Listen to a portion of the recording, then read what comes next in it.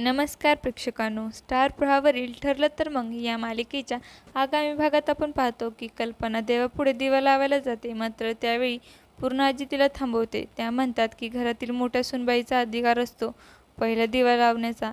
त्यामुळे त्या सायलीला सांगतात की तिने देवासमोर दिवा लावावा. हे ऐकून सायली खूप आनंदित होते. पुढे घरातलं वातावरण फारच गमगीन असतं. सगळे दुःखात आहेत आणि कोणीही जेवण करत नाही. अशा वेळी सायली सगळ्यांना समजावत म्हणते की हो, प्रियामुळे आपल्याला खूपच मोठा धक्का बसलाय, पण पूर्ण आजीची शिकवण आहे ना, अन्नाचा अपमान होऊन द्यायचा नाही.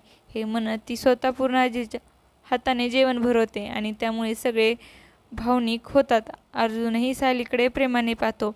यानंतर सायली अर्जुनला म्हणते की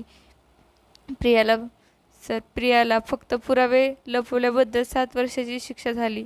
खरं तर तिला 14 वर्षाची शिक्षा मिळायला हवी. तेवढ्यात अश्विन येतो आणि म्हणतो 14 वर्षाची नव्हे तर तिला फाशीची शिक्षा व्हायला हवी होती. अर्जुनाने तू तुझ्या बायकोच्या शब्दावर विश्वास ठेवून माझ्या बायकोला खोट्या केसमध्ये अडकवलं आहेस. त्यावर अर्जुन उत्तर देतो, अश्विन, तुला तुझ्या बायकोच्या प्रेमाखेरीज काहीही दिसत नाही. त्यावर अश्विन स्पष्ट म्हणतो, हो, कारण माझी बायको तुझ्या बायकोसारखी नाही. तिचं मन आणि वागणं दोन्ही स्पष्ट आहे. त्यामुळे अर्जुन आणि अश्विनमध्ये तुफान भांडण होतं.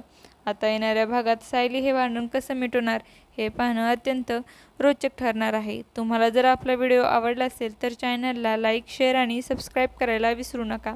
धन्यवाद.